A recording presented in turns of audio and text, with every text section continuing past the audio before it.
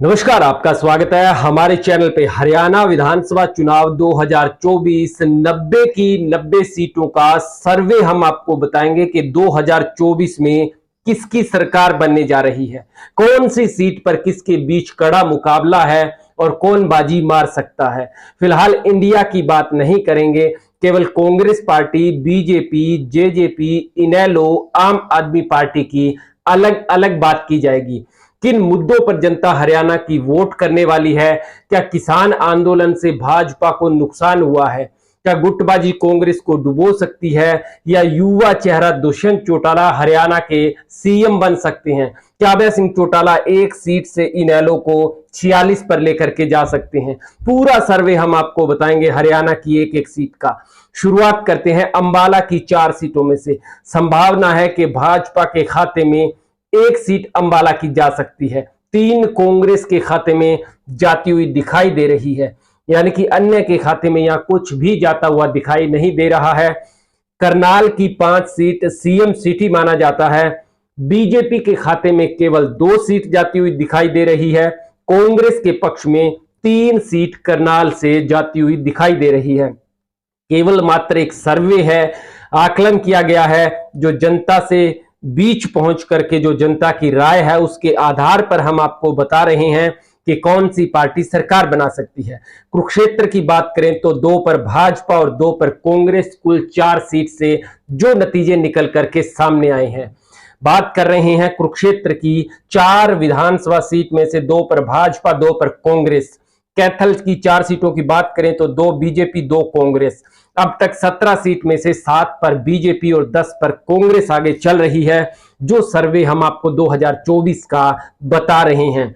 यानी कि एक एक सीट का सटीक विश्लेषण हम आपको बता रहे हैं। जींद की 5 सीट में से 3 पर भाजपा, बहुत बड़ा खेला, 3 पर भाजपा और 2 पर कांग्रेस जीत हासिल कर सकती है। एक बड़ा अहम पॉइंट, जींद जो दुष्यंत चौटाला का गढ़ कहा जाता है, या यूं कहें कि चौटाला परिवार का गढ़ कहा जाता है, वहां भाजपा 3 और कांग्रेस 2 सीट ले रही है। यानी कि इसके जो सर्वे के नतीजे हैं, सच्चाई इनसे अलग हो सकती है, केवल मात्र सर्वे और ओपिनियन पोल है जो हम आपको दिखा रहे हैं। चौटाला का गढ़ जींद भाजपा और कांग्रेस की तरफ मुड़ता हुआ दिखाई दे रहा है। झज्जर जाट बेल्ट, यहां पर चारों की चारों सीट भाजपा के खाते में जाती हुई दिखाई दे रही है। झज्जर की बहुत बड़ा खेला यहां पर हो रहा है कि झज्जर की 4 सीट भाजपा के खाते में जाती हुई दिखाई दे रही है। दादरी की 2 सीट से एक बीजेपी, एक कांग्रेस, कुल मिलाकर के 28 में से 15 पर भाजपा और 13 पर कांग्रेस आगे चल रहे हैं। अदर्स 0 पर आगे चल रहे हैं। और वो भी हम आपको बता दें, जब भूपेंद्र सिंह हुड्डा को फ्री हैंड दिया जाए तब के नतीजे हैं। गुरुग्राम की 4 में से 3 पर कांग्रेस और 1 पर भाजपा जीत हासिल कर सकती है। हरियाणा में यदि कांग्रेस भूपेंद्र सिंह हुड्डा को फ्री हैंड देती है, उसके बाद का ओपिनियन पोल 32 में से 16 सीट आती हुई दिखाई दे रही है। गुरुग्राम के बाद यदि हम बात करें अगले जिले की कि किसको कितनी सीट मिल सकती है और कौन सी पार्टी वहां पर मजबूत 2024 का जो विधानसभा चुनाव होने वाला है वहां रहने वाली है। पलवल की 3 सीट की बात करें तो बीजेपी का सुपड़ा साफ है, कांग्रेस तीनों सीट पलवल की जीत सकती है। टोटल 35 विधानसभा सीट में से 19 पर कांग्रेस और 16 पर भाजपा आगे चल रही है। आपको यह भी बता दें कि पलवल, पहले पंचकुला 2 सीट देखिए, दोनों की दोनों कांग्रेस के खाते में। भूपेंद्र सिंह हुड्डा का जलवा बरकरार है, यानी सत्ता विरोधी लहर जो है निश्चित रूप से दिखाई दे रही है। 37 में से 21 पर कांग्रेस पार्टी है तो 16 पर भाजपा। अन्य का अब तक खाता नहीं खुला है, जिसमें जजपा है, आम आदमी पार्टी है, इनेलो है।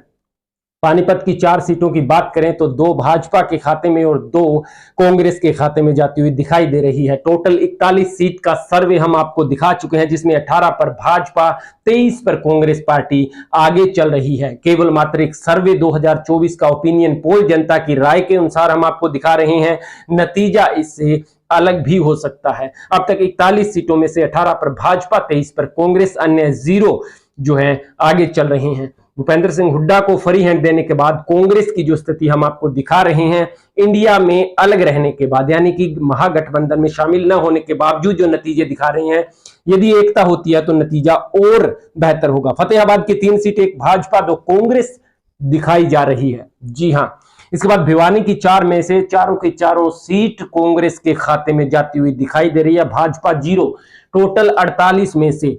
इसके बाद महेंद्रगढ़ की 4 सीट, एक भाजपा 3 कांग्रेस के खाते में, टोटल अब तक 52 सीट के नतीजे हम आपको बता चुके हैं। 20 पर भाजपा, 32 पर कांग्रेस और अन्य अब तक 0 पर है। फरीदाबाद की 6 में से 3 भाजपा 3 कांग्रेस को मिलती हुई दिखाई दे रही है, टोटल 58 में से 23 पर भाजपा और 35 पर कांग्रेस। ये मेवात की तीनों सीट में से एक भाजपा 2 कांग्रेस। बताया जा रहा था कि दुष्यंत चौटाला और इनेलो की आंधी आ सकती है, लेकिन इस वक्त मेवात 1 भाजपा, और मेवात के बाद यमुनानगर की बात करें तो 4 में से 1 भाजपा, 3 पर कांग्रेस, 65 का आंकड़ा, 25 पर बीजेपी और 40 पर कांग्रेस। भूपेंद्र सिंह हुड्डा को फ्री हैंड देने के बाद के नतीजे आपको लाइव विधानसभा चुनाव सर्वे 2024 का हम इस वक्त दिखा रहे हैं। 65 में से 25 पर भाजपा, 40 पर कांग्रेस। एक तरफा लहर कांग्रेस की यहां पर हरियाणा में इस वक्त दिखाई दे रही है। यदि सीएम चेहरा भूपेंद्र सिंह हुड्डा को घोषित किया जाता है, रेवाड़ी की 3 में से 2 सीट पर भाजपा और 1 सीट पर कांग्रेस पार्टी आती हुई दिखाई दे रही है, यानी कि रेवाड़ी की 3 में से 2 पर भाजपा, 1 पर कांग्रेस। रोहतक की चारों सीट कांग्रेस पार्टी के खाते में, क्योंकि भूपेंद्र सिंह हुड्डा का गढ़ है और वो निश्चित रूप से कांग्रेस के खाते में। 45 पर 48 पर कांग्रेस पहुंच चुकी है। सिरसा की 5 में से 3 पर कांग्रेस, 2 पर इनेलो। जी हां, सिरसा की 5 में से 3 पर कांग्रेस, 2 पर इनेलो।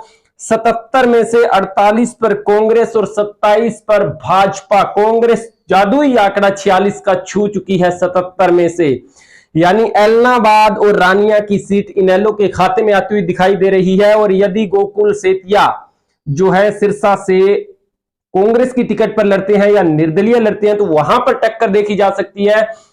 डबवाली और कालावाली कांग्रेस के खाते में स्पष्ट तौर पर जाती हुई दिखाई दे रही है। सोनीपत की 6 में से 1 बीजेपी, 5 पर कांग्रेस, 83 में से 28 पर, और हिसार की 7 में से 2 भाजपा, 5 कांग्रेस। नतीजे सबके सामने देखिए, 90 विधानसभा सीट में से केवल मात्र भाजपा 30 पर सिमट करके रह गई है, 58 पर कांग्रेस पार्टी है, और 2 जो हैं वो इंडियन नेशनल लोकदल पार्टी की सीट दिखाई दे रही है। जजपा का खाता तक नहीं खुलता हुआ दिखाई दे रहा है और ना ही आम आदमी पार्टी का खाता यहां पर खुलता हुआ दिखाई दे रहा है।